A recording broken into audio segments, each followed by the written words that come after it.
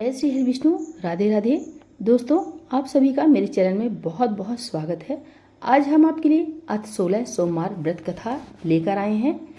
एक समय श्री महादेव जी पार्वती जी सहित मैत्रीलोक में भ्रमण करते हुए अमरावती नगरी में आए। वहाँ के राजा ने बहुत विशाल और सुंदर शिव जी का मंदिर बनवाया था। सो शिव जी महाराज पार्वती जी सहित उसी मंदिर में रहने लगे। एक दिन पार्वती जी ने भगवान शंकर से कहा कि हे नाथ, आज मेरा मन चौसर खेलने को कर रहा है। पार्वती जी के आग्रह करने पर भगवान शंकर चौसर खेलने को तैयार हो गए। खेल प्रारंभ हो गया। उसी समय मंदिर का पुजारी पूजा करने का आया। तब पार्वती जी ने पूछा कि हे पुजारी जी, बताइए हम दोनों में से किसकी जीत होगी। पुजारी बोला कि जीत शंकर भगवान की होगी, परंतु हुआ इसका उल्टा, अर्थात जीत पार्वती जी की हुई। तब पार्वती जी ने मिथ्या भाषण के अपराध में पुजारी को कोढ़ी होने का श्राप दे दिया। पुजारी तत्काल कोढ़ी हो गया। कुछ समय बाद वहां पर कुछ अप्सराएं पूजा करने को आईं और पुजारी को कुष्ठ देखकर उससे बोली कि हे पुजारी जी, तुम सोमवार का व्रत करो और देवों के देव श्री महादेव जी का विधि पूर्वक पूजन करने से वे निश्चय ही तुम्हारा यह कष्ट दूर करेंगे।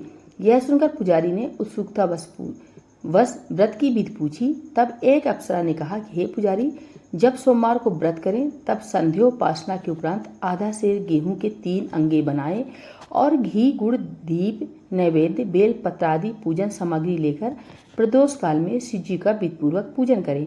फिर एक अंगा शिव जी को अर्पण कर शेष 2 अंगा प्रसाद समझकर वितरित करें और स्वयं भी प्रसाद लें। इस विधि से 16 सोमवार करने के पश्चात 17वें सोमवार को पाव भर गेहूं के आटे की बाटी का चूरमा बना भोग लगाकर बांट दें। फिर सुकुटुंब प्रसाद ग्रहण करें। ऐसा करने से भगवान शंकर प्रसन्न होकर तुम्हारे सभी मनोरथ पूर्ण करेंगे। यह सब विधि विधान बताकर अप्सराएं स्वर्ग को चली गईं। पुजारी यथाविधि 16 सोमवार का व्रत कर रोग मुक्त हो गया और नियमित पूजा करने लगा। कुछ समय बाद श्री शंकर फिर आए।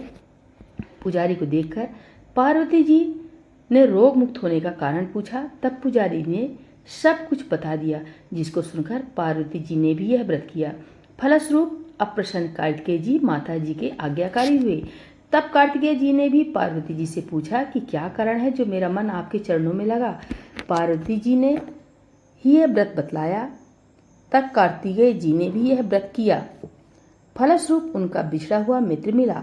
उसने भी कारण पूछा। कार्तिकेय जी के बताने पर अपने विवाह की इच्छा से उसने भी यथाविधि 16 सोमवार का व्रत किया। फलतः वह विदेश गया। वहां के राजा की कन्या का स्वयंवर था। राजा का प्रण था कि हथिनी जिसको जयमाला पहना देगी उसके साथ ही अपनी कन्या का विवाह करूंगा। अतः वह ब्राह्मण भी स्वयंवर देखने की इच्छा से एक ओर जा बैठा। हथिनी ने चारों ओर घूमकर अंत में उसी को माला पहनाई। बड़ी धूमधाम से विवाह संपन्न हुआ। सुंदर कन्या पाकर वह सुखपूर्वक रहने लगा। एक दिन राजकन्या ने पूछा कि हे नाथ, आपने कौन सा ऐसा पुण्य किया था जिससे सब राजकुमारों को छोड़कर हाथिनी ने आपको ही जयमाला पहनाई। तब ब्राह्मण ने 16 सोमवार का व्रत यथाविधि बताया। अपने पद से सुनकर राजकन्या ने भी सत्पुत्र प्राप्ति के लिए यह व्रत किया और सर्वगुण संपन्न पुत्र प्राप्त किया। पुत्र ने बड़ा होने पर माता से पूछा कि किस पुण्य के प्रताप से मेरी प्राप्ति आपको हुई है। राजकन्या ने सविधि व्रत बताया। तब राज्य प्राप्ति की कामना से भी वह व्रत करने लगा। उसी समय राजा के दूतों ने आकर राजकन्या के लिए उसका वरण किया और आनंद से विवाह संपन्न हुआ। राजा का स्वर्गवास हो जाने पर ब्राह्मण को राजगद्दी प्राप्त हुई। फिर वह इस व्रत को करता रहा। एक दिन उसने अपनी पत्नी से पूजन सामग्री लेकर मंदिर में चलने को कहा, परंतु उसने दासियों द्वारा सामग्री मंदिर में भिजवा दी। जब राजा ने पूजन समाप्त किया तो उसी समय आकाशवाणी हुई कि तू इस पत्नी को घर से निकाल दे, नहीं तो तेरा सर्वनाश हो जाएगा। प्रभु की आज्ञा मानकर उसने रानी को निकाल दिया। तब रानी ने अपने भाग्य को कोसते हुए एक नगर में बुढ़िया के पास गई। बुढ़िया ने दीन दशा देखकर उसके सिर पर सूत की पोटली रख बाजार बेचने को भेजी। भागवत मार्ग में बहुत जोर की आंधी आने से पोटली उड़ गई। बुढ़िया ने फटकार कर उसे भगा दिया। वहां से चलकर तेली के यहाँ पहुंची तो सब माद चटक गई। उसने भी निकाल दी। वह बेचारी प्यास से बेचैन होकर पानी पीने के लिए नदी पर पहुंची तो नदी सूख गई। सरोवर पर पहुंची तो हाथ स्पर्श करते ही जल में कीड़े पड़ गए। उसी जल को पी आराम करने के लिए जिस वृक्ष के नीचे जाती वही सूख जाता। वन और सरोवर की दशा देख ग्वाले इसे गुसाई के पास ले गए। उसे देखकर गुसाई जी समझ गए कि अबला आपत्ति की मारी हुई है।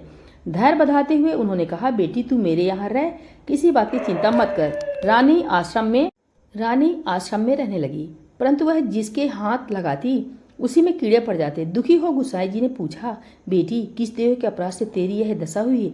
रानी ने बताया कि पति की आज्ञा का उल्लंघन कर मैं महादेव जी के पूजन को मंदिर में नहीं गई।